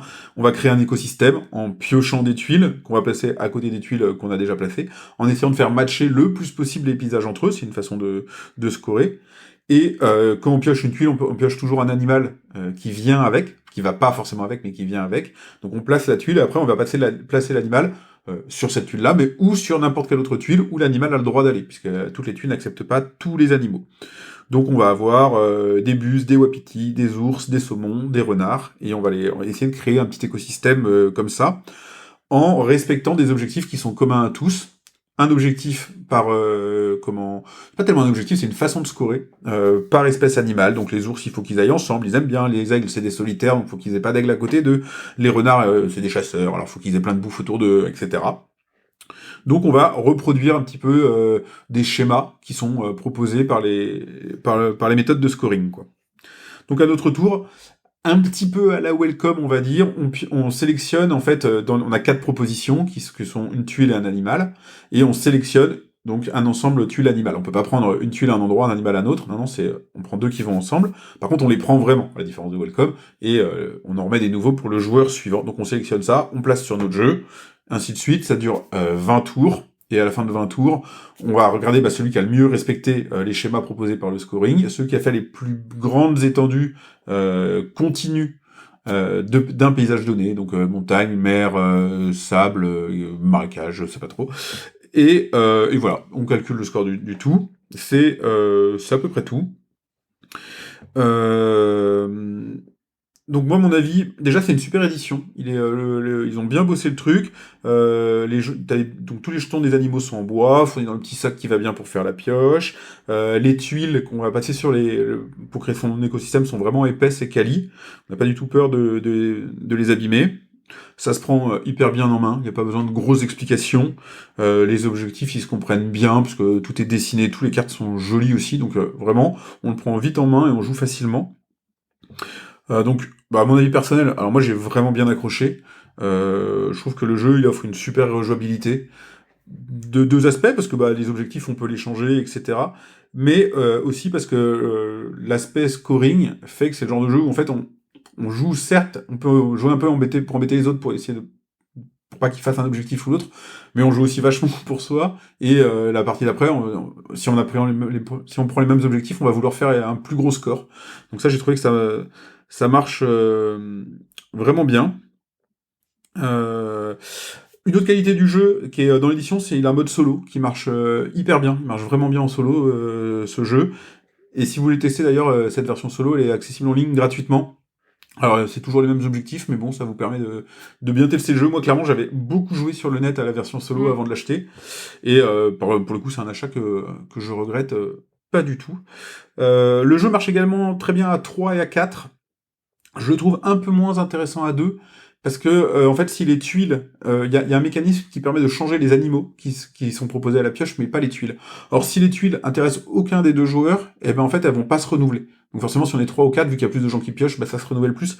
Et nous, moi j'ai fait quelques parties à 2, où le jeu ralentit un peu, parce qu'on est tous les 2 en train de dire « Ah non, mais ces tuiles, en fait, on n'en veut pas. » Et il manque ce petit truc-là qui permettrait de dire « Allez, basta, on change les tuiles, quoi. » Bon, c'est léger, et j'ai lu d'ailleurs sur le net aussi qu'il y a des gens qui trouvaient qu'il marchait particulièrement bien à 2. Donc c'est peut-être juste mon ressenti. Moi je le trouve très bon à 1, 3, 4, un peu moins bien à 2. Du côté des petites déceptions, dans les objectifs, il y a 5 séries de 5 objectifs, et je trouve qu'en fait c'est un peu toujours les mêmes. Enfin en fait chaque objectif, ils sont par niveau de difficulté. C'est lettré, de A à E, est plus dur que D, qui est plus dur que C. Et en fait, chaque objectif est une évolution du suivant. Donc l'objectif, je sais plus si A, pour les aigles en A, bah B c'est un peu le même mais en plus dur, etc. Et alors c'est bien fait, il y a pas de problème. Et puis ils disent, bah voilà, vous faites d'abord les objectifs dans l'ordre, et puis après vous mélangez les objectifs entre eux. Mais ils auraient pu être vachement plus variés dans les objectifs, en faisant des objectifs avec des animaux. Là, c'est vraiment par animal, donc t'as les objectifs des aigles, les objectifs des ours. Ils auraient pu faire des objectifs croisés, genre il faut qu'un ours soit avec un aigle, etc. Ils auraient pu faire des objectifs pour les paysages aussi, genre il faut que tous tes aigles soient que dans la montagne et que t'en aies pas mis dans la plaine, tu vois, ce genre de truc. Il y avait moyen de faire plus et d'offrir au jeu une plus grande variété, quoi. Ça sent l'extension, ça. Ça sent l'extension à mort, on est bien d'accord, ouais. Donc là-dessus, j'aurais bien voulu qu'ils aillent plus loin. Je trouve aussi qu'ils ont été un petit peu radins en jetons. C'est-à-dire que quand tu arrives en fin de partie, et notamment à 4, il y a quand même beaucoup de jetons du sachet qui sont mis sur les plateaux de jeu. Et ce qui se passe, c'est qu'en fait, quand tu ne veux plus, comme je te disais, en fait, si tous les animaux qui te plaisent, qui sont sortis ne te plaisent pas, tu peux payer une pomme de pain pour les changer et tu les remets dans le sac. Et en fait, souvent, ce qui se passe, c'est qu'il y a une famille d'animaux qui est plus dure à scorer, etc. C'est souvent le renard, chez nous. Tu reprends les jetons et tu les mets dans le sac. Résultat, en fin de partie, en fait, t'as plus que des renards. Ah oui. Et du coup, en fait, t'es là, non, il y a que des renards, donc on change. Et mettre plus de jetons, ça aurait permis, en fait, d'éviter un peu cet aspect-là. Alors moi, je change une petite règle dans le jeu pour ça, c'est que normalement, quand t'enlèves des jetons, faut les remettre directement dans le sac. Et en fait, moi, je crée une sorte de petite défausse temporaire que je ne remets dans le sac que quand elle est pleine de plein d'animaux différents, histoire de garder toujours une pioche variée, parce que sinon, vous retrouvez à toujours piocher la même chose, quoi. Donc... voilà. Mais dans tous les cas, je pense que, comme tu disais, ça sent clairement l'extension à venir, que ce soit sur les objectifs, un petit sachet de jetons en plus, peut-être une nouvelle race d'animaux, tu vois, on sent qu'ils ont de la marge. Comme je le disais, en tout cas, la maison, grosse réussite, que je l'ai fait essayer au bureau ou à la maison avec mes enfants, il plaît à tout le monde, et il sort souvent là en janvier, j'ai dû faire 15 parties en janvier, quoi, ce qui est énorme pour un jeu maintenant, quoi. Donc, qu'en as-tu pensé? Bah moi, je le trouve très bien. Je l'ai pas acquis parce qu'en fait, t'as pas trop parlé parce que tu l'as pas testé. Moi, j'ai Calico, qui est quand même, on va dire quand même très ressemblant, même s'ils ont évidemment des différences, mais ils se ressemblent beaucoup, donc ça ferait un peu doublon chez moi.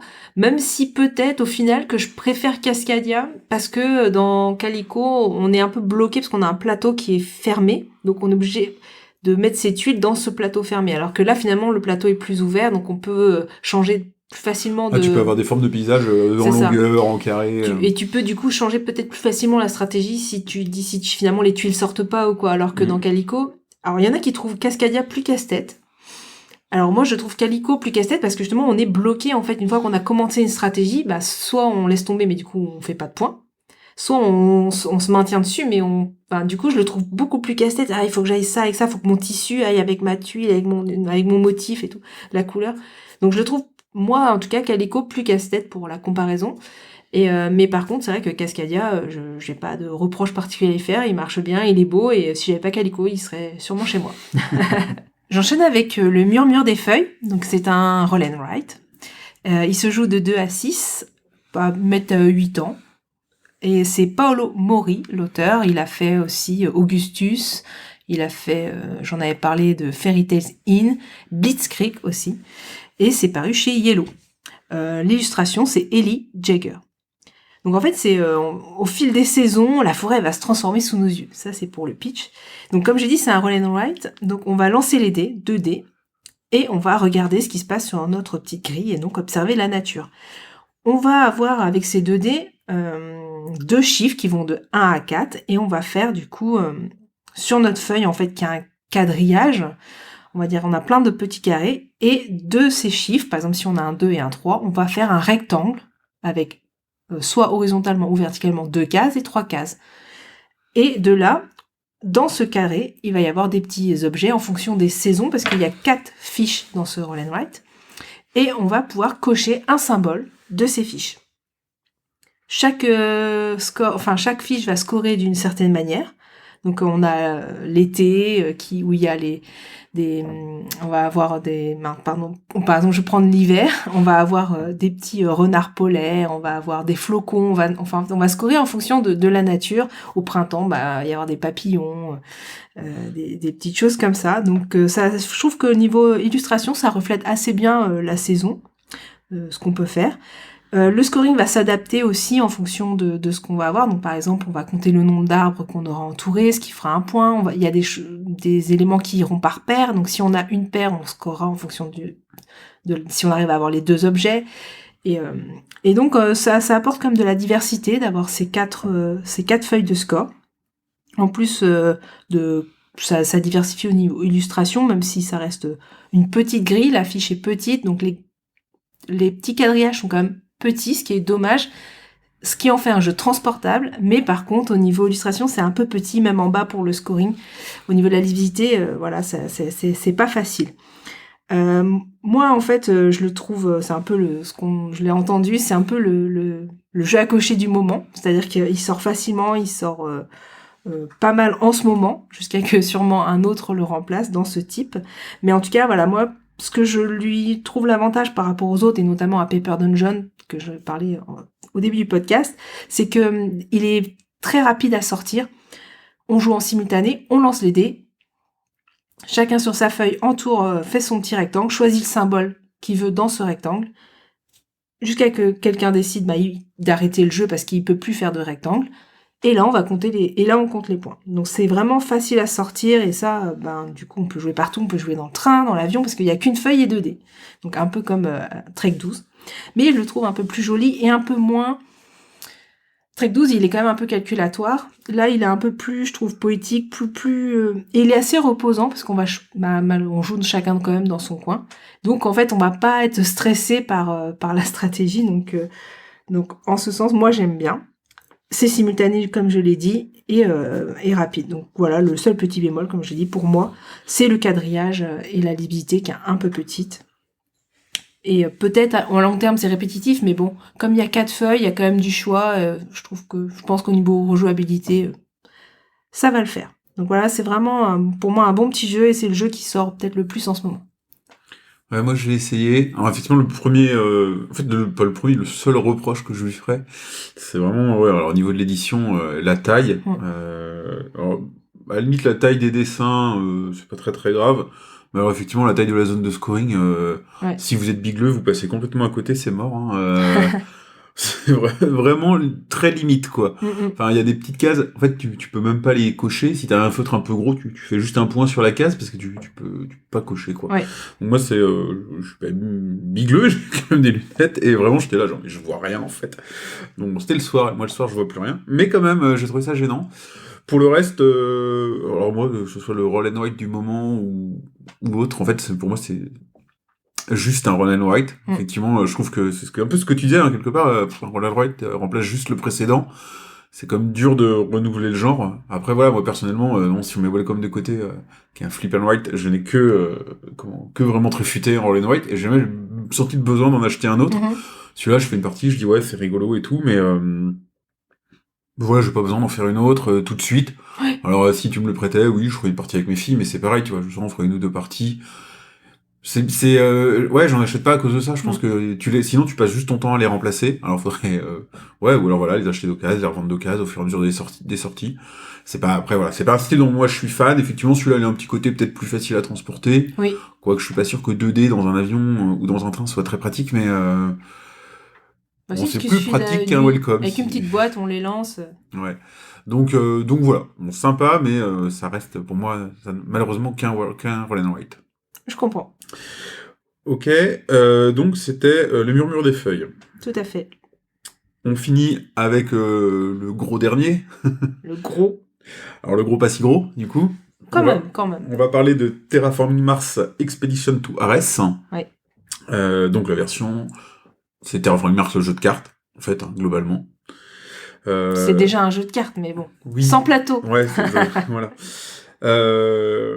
Ouais, alors moi, en petite intro, je dois dire aussi pourquoi j'ai acheté ce jeu-là, un peu avant même dès que j'ai vu qu'il allait sortir en fait. Moi, j'ai toujours été un gros fan et comme beaucoup de gens, de Terraforming Mars. C'est clairement un des meilleurs gros jeux qui est sorti au cours des, je sais pas, 10 dernières années. C'est universellement reconnu, il y a plein d'extensions, voilà. Une très grosse réussite, alors que le jeu était hideux, comme quoi il avait d'autres qualités. Moi, je le trouvais pas si hideux. Mais... Il est quand même très moche, quoi. Mais voilà, moi c'est un jeu que j'avais jamais acheté parce que tout le monde l'a. Toi tu l'as, j'ai d'autres copains joueurs qui l'ont, donc en fait au bout d'un moment moi je l'ai pas, c'est pas grave, si j'ai besoin d'y jouer, de toute façon j'y jouerai avec quelqu'un qui l'a. Donc j'ai jamais acheté, mais j'ai été un petit peu frustré. Et surtout à une époque où on faisait surtout que des gros jeux, ce qui est beaucoup moins le cas maintenant. Maintenant, je vais plutôt faire des jeux justement un peu plus familiaux, avec des durées plus contenues, avec un peu moins de matos et tout ça. Et là, tout d'un coup, les mecs, ils annoncent donc Terraforming Mars en version light, et je fais putain, je sais même pas de quoi ça parle, mais c'est pour moi, bim, préco. Donc, de quoi ça parle ? Donc c'est un Terraforming Mars de 1 à 4 joueurs. C'est un jeu de stratégie, jeu de cartes, jeu de stratégie quoi. À partir de 14 ans, alors sûrement un peu avant. On verra après que... Pour des joueurs, pourquoi oui. Pourquoi je dis ça ? Pour des parties de 60 minutes à 1h30. Alors selon le nombre de joueurs, selon les joueurs, ça va varier un petit peu. Moi j'ai essayé plein de configs, on n'a pas réussi pour l'instant à descendre en dessous d'une heure de toute façon quoi. Donc c'est édité par Intrafin. Alors les auteurs, je les cite pas tous, mais globalement c'est un peu la même équipe que Terraforming Mars. Les illustrateurs aussi, on retrouve quand même pas mal, alors qui sont effectivement de la bande de Terraforming Mars, et d'autres qui ont travaillé sur Engine Legacy ou sur Flourish. Du coup, comment ça marche ? Quelles sont les principales différences donc avec son prédécesseur, pardon. Alors il reste un plateau central. Alors là, il est vraiment tout petit, allégé quasiment à son maximum, qui ne sert plus qu'à placer globalement les tuiles océan. Donc ça c'est encore là. Il n'y a plus d'objectifs communs comme il y avait avant, ou le premier à faire je sais plus quoi, ou les petits paris là. Oui. Il n'y a plus de tuiles forêt donc à placer sur le plateau central, puisque de toute façon il a quasiment disparu. À son tour de jeu, on va choisir une action parmi les 5 possibles qui sont le développement. Donc on pose une carte qui produira des ressources. La construction, on pose une carte qui nous offrira des actions. L'action, qui permet d'activer les actions des cartes précédentes. La production de ressources, ou tout simplement de piocher des cartes. Donc ça, c'est un mécanisme qu'on retrouve notamment dans... Ah bah voilà, je dois le dire. Race for the Galaxy. Race for the Galaxy. Mais parce que t'as pas dit, c'est 5 actions, mais en fait, on doit les faire en choisi en simultané. En fait, c'est ça le mécanisme de Race for the Galaxy. Et on les active toutes, quoi. Mais on a un bonus si c'est nous qui avons choisi cette action-là, quoi. Donc voilà, on peut pas jouer 2 fois d'affilée la même action, donc de tour en tour, on est un petit peu obligé de changer son jeu, quoi. J'allais le dire, donc on effectue l'ensemble des actions choisies par les joueurs, et on construit comme ça un peu son moteur de jeu d'action en action. Le jeu marche également en solo et en coop, c'est globalement la même chose, sauf que le nombre de manches est limité. Et qu'il y a, en solo, il y a une sorte de petit... j'ai perdu le mot... automat, qui tire des actions au sort à la place de quelqu'un d'autre, quoi. Voilà, pour le reste, après, c'est du Terraforming Mars classique. Le but du jeu, c'est de monter la température, l'oxygène, sur la planète, et il manque les océans. Et les océans. Et faire les océans. Donc voilà, quand tous les niveaux sont arrivés au niveau de terraformation, la partie est terminée, celui qui a le plus de points l'emporte. En coop et en solo, il faut en plus avoir atteint un certain nombre de points qui est donné par le jeu. C'est tout. Alors du coup, mon avis. Alors pour moi, on retrouve vraiment les grands avantages de Terraforming Mars, avec plein de cartes. Je sais pas combien il y en a, mais il y en a beaucoup. C'est pas 200 qu'ils annoncent ? Je sais pas. Ouais, je sais plus. Et donc avec ça, vous avez de toute façon une belle rejouabilité, parce qu'à chaque partie, vous aurez des cartes différentes. Donc vous pourriez être tenté de vous dire, je vais faire la même stratégie que la partie d'avant, mais en fait, vos cartes seront forcément différentes, donc ce sera forcément un petit peu différent. Le jeu marche bien en solo et en coop. Moi j'ai dû faire que 2 parties ou 3 parties en solo, mais par contre en coop j'en ai fait, je pense que j'en ai pas fait pas une dizaine, mais 6 ou 7, clairement je les ai fait. Donc solo il marche bien. Moi je suis pas un joueur de solo, mais c'est rigolo, ça marche bien. Coop, je le trouve franchement difficile. Autant en solo, la difficulté, elle est bien dosée. Tu galères, mais tu vois à peu près si tu vas y arriver et si tu vas rater, c'est pas beaucoup. Alors en coop, non, on se fait marcher dessus à chaque fois. On n'a pas réussi à gagner encore une partie, on va dire honnêtement. En général, on rajoute, donc c'est limité à 15 manches, et en général, nous on en rajoute 2 ou 3, histoire d'avoir un peu une chance de terminer. Et même comme ça, faut atteindre 80 points, et en général, la dernière fois on a fini à 79. Donc, Les points sont durs à atteindre. donc voilà, il est très difficile dans ce mode-là. Clairement, en mode compétition, le jeu il prend tout son envol, parce qu'on retrouve du Terraforming Mars classique, on voit que ça a été conçu pour ça, c'est fluide, c'est tendu, donc ça marche bien. Donc voilà, moi où j'en suis par rapport à mon achat, donc ça reste un jeu qui est relativement gros, hein, parce que effectivement si vous jouez en compète à 3, ça va durer quand même 1h30, donc on est quand même pas sur un jeu de 45 minutes, mais malgré tout, moi je suis hyper content de mon achat, il garde vraiment tout ce qui faisait le sel de Terraforming Mars, mais en réussissant à l'alléger, à le rendre un petit peu plus fluide et plus rapide. Tous les différents modes de jeu, ça va permettre de sortir le jeu dans des occasions vraiment variées. Et c'est là où je disais tout à l'heure, on parlait de l'âge, donc à partir de 14 ans. Alors moi j'ai fait un test, j'ai joué en coop avec ma fille de 8 ans. Alors, ça marchait. On est passé pas loin de gagner. Alors après, clairement, vu que je l'aide beaucoup, à quel point... où est la limite entre finalement je joue tout seul avec un deuxième jeu. Je regardais pas ses cartes quand même. Elle me posait quelques questions et autres, mais je regardais quand même pas ses cartes après. Donc elle est quand même habituée à jouer, elle avait déjà joué à Wonderful World, elle joue régulièrement à Wingspan, donc bon, elle est quand même, c'est comme, même si elle a 8 ans, c'est comme une joueuse. Donc voilà, et la partie s'est bien passée, je pense que c'est justement une façon de l'amener vers un jour, un jour on me dira tiens on joue en compète et tout, elle me dit c'est difficile, mais bon, elle aime bien l'approche mécanique, ça peut être un peu comme un apprentissage, quoi. Donc ça se tente. Et puis voilà, même le solo, par contre, il joue quand même vraiment vite, en 1 heure, c'est sûr, c'est plié. Ça vous permet de faire un petit truc. Donc voilà, vous avez un jeu qui marche bien dans 4 conditions. Donc voilà. Au niveau de l'édition, alors ça reste du Red Terraforming Mars, on reconnaît tout de suite l'ambiance. Après, c'est vrai que la boîte est quand même plus jolie que la précédente. Les cartes aussi sont, au niveau des illus, c'est quand même vachement mieux travaillé. Il y a le dos de la boîte qui est toujours aussi moche, où les polices sont tassées, puis c'est blanc sur marron. Enfin, on sait pas trop d'où ça sort, quoi. Mais c'est quand même beaucoup mieux qu'avant. Alors, dans la boîte aussi, clairement, il reste de la place, enfin, de toute façon, et on sent le jeu quand on y joue, notamment, typiquement en coop. Même si j'aime y jouer en coop, j'aurais quand même pas mal de reproches à lui faire, mais en fait, on sent vachement qu'il y a des extensions qui vont arriver. Il y a de la place dans la boîte, il me manque quelques petits trucs quand même, voilà. Donc, a priori, l'extension, elle est déjà dans les cartons, je crois que c'est au niveau, il y a des anglophones qui ont déjà joué avec. Donc en fait c'est un peu j'ai un peu l'impression que reviendraient les mécanismes des Terraforming Mars qu'ils auraient enlevés, que tu pourrais rajouter, en gros tu vas te recréer ton Terraforming Mars. Notamment ça parle de cartes objectifs, des nouvelles corpos, parce que je trouve qu'il y en a pas beaucoup là dans cette édition là. Donc voilà, mais on sent que ça va arriver, et ça arrive. À savoir que le jeu il est déjà en rupture de stock partout dès sa sortie, donc je pense que si tu l'avais pas préco, de toute façon tu pouvais pas l'avoir, et il ne réarrive que en août maintenant. Donc, après, dans certaines boutiques, ils l'ont encore. Hein, faut... Ah, s'ils ont plus... faut aller voir dans vos boutiques. Donc, conclusion pour moi, c'est voilà, super content de mon achat. C'est un coup de cœur. Je lui trouve, ce que je disais, je lui trouve plein de défauts quand j'y joue. Je trouve qu'il y a des... Enfin, plein de défauts, c'est un peu exagéré, mais en fin de partie, en fait, tu ne fais plus que action-production. C'est pas un jeu où tu as besoin de faire toutes les actions tout le temps jusqu'à la fin. À la fin, tu fais plus que 2 actions sur les 5, parce que faut scorer, quoi. Et c'est un truc qui me gêne un petit peu, mais malgré ça, je finis une partie, j'ai envie de rejouer. Donc, clairement, ça marche. Et voilà, pour un jeu qui dure 1h30, depuis le début de l'année, il est presque sorti aussi souvent que les sorties Cascadia, qui est sorti très souvent. On est à plus de 15 parties, on va être à 15 parties sur 2 mois. C'est pour moi beaucoup, quoi. Ouais. C'est vrai qu'il y a un côté addictif dans le jeu, c'est clair. Bon, moi, je vais être un peu... on va dire, je suis plus mitigée sur cette version ARS de Terraforming Mars. Je vais quand même rester sur... Je vais d'abord parler des points positifs. Je vais dire... c'est vrai qu'au terme d'édition, ils ont corrigé ce qu'ils ont fait dans Terraforming. Donc, c'est plus joli. Il y a les plateaux double couche. Ouais. Déjà intégrés. Au niveau... il y a des petits trucs en mousse pour protéger les cartes.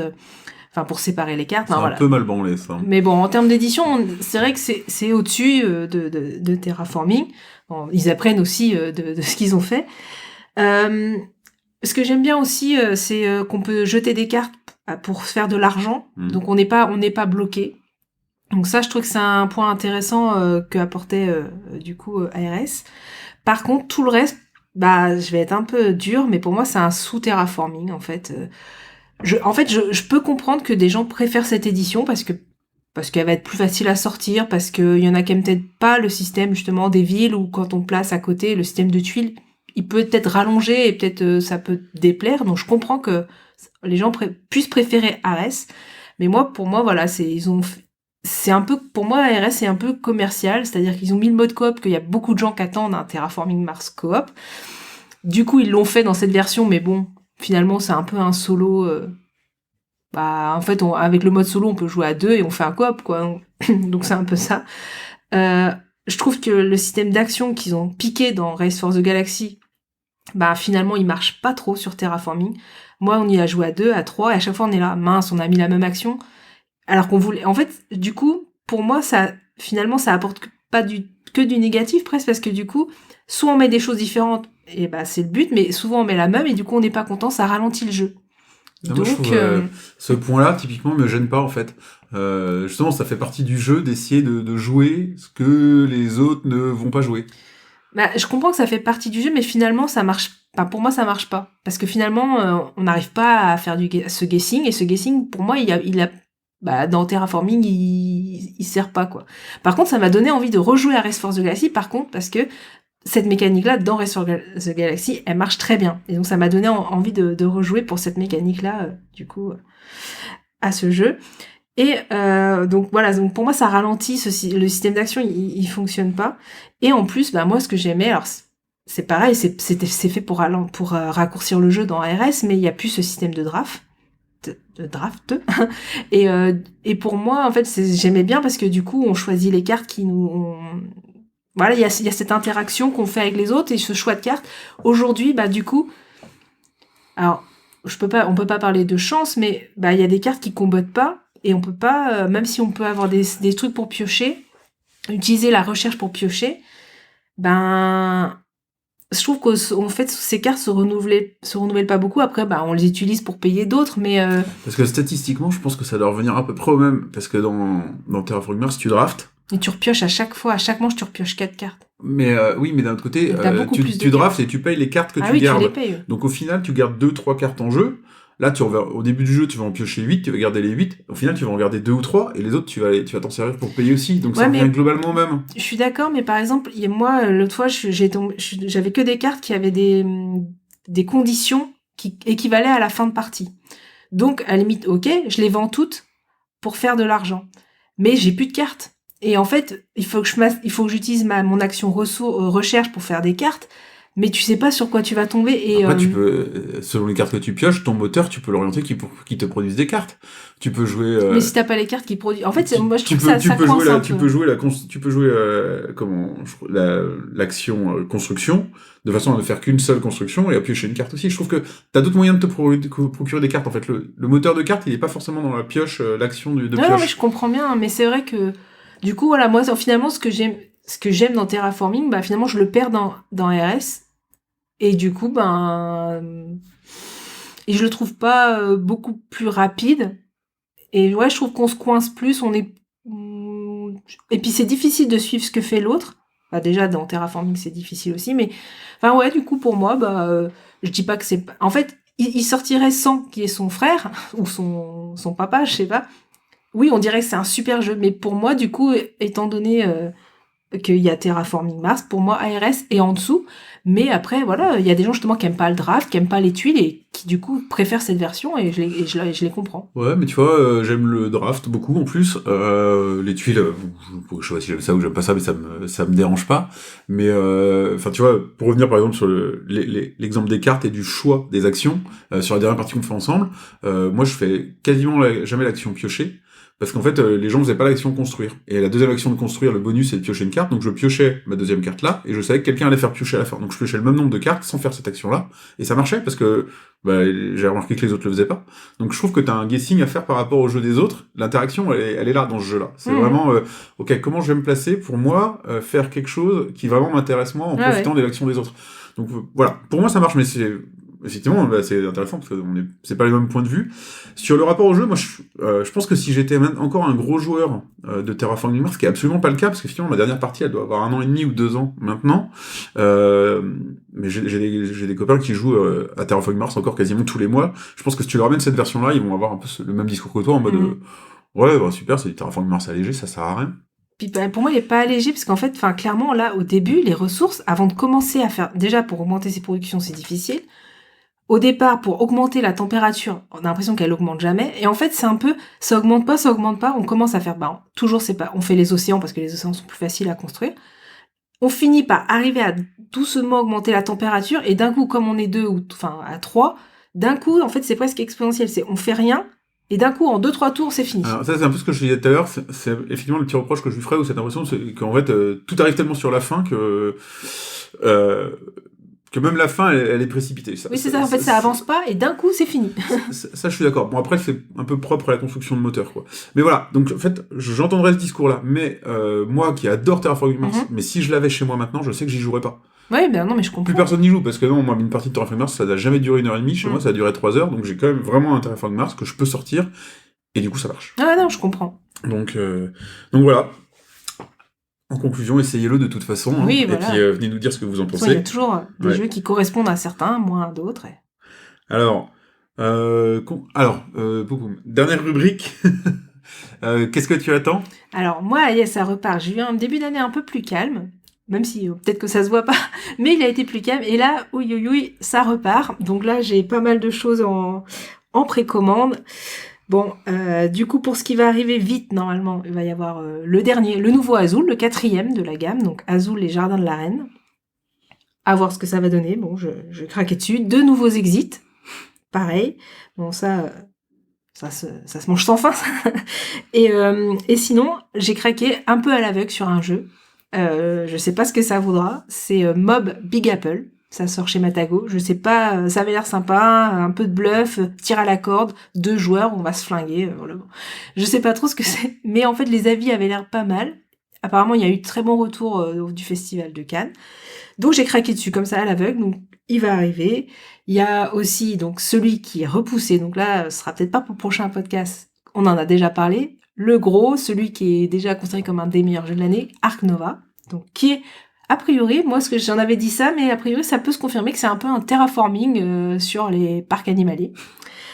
Terraforming Mars. Encore un truc qui sortira pas. Voilà. Et 2 petits jeux. Un Tribunal 1920, qui est un petit jeu de morpion bluff. Ah, j'ai vu ça, la boîte, et ça m'a intrigué, ouais. Et petit jeu facile à sortir à 2, pareil. Il était sorti en print and play pendant le Covid. Ouais, c'est celui-là, d'accord. Et du coup, finalement, à force de tannage, ils l'ont sorti le vrai jeu. Et un petit jeu de stop ou encore, avec des cartes un peu à la skijo, c'est moche aussi, et qui s'appelle 10. Donc voilà, tout ça, ça devrait arriver dans, c'est tout dans ça le que t'as prochain commandé, mois. ça Oui. Ah, d'accord. Ah, yeah. Okay. Ça recommence. Alors moi, j'ai pas de commande du tout en attente. Alors j'ai Ark Nova que j'attends aussi, mais déjà tu l'as commandé, et Chenin, qui est intervenu sur ce podcast, il l'a commandé également. Je sais pas si lui il est dans la première fournée, dans la deuxième. Parce qu'il est déjà en rupture. Hein. Ouais, donc mais bon, c'est juste l'envie de l'essayer. Voilà, typiquement de toute façon, moi je l'aurais pas acheté, même si c'est génial, parce que ça ne sort 3 heures, j'ai peur. plus... Regarde, on n'a pas joué à ça. Oui, je sais, j'ai peur. Mais non, ce qu'on attend, normalement prévu à la fin du mois, je pense que ce sera plutôt avril, mais Hidden Leaders devrait pas trop tarder. Oui. Je sais même plus de quoi ça parle, mais on l'a kickstarté il y a 1 an, donc... Ouais, c'était mon premier Kickstarter. Mon premier Kickstarter. On va voir de ce qu'il en est, et surtout à ce que je disais, donc la première extension de Terraforming Mars est déjà annoncée, donc j'ai hâte de voir ce qu'ils vont mettre dedans. Et surtout, encore plus important, la première extension de Holtré est annoncée également.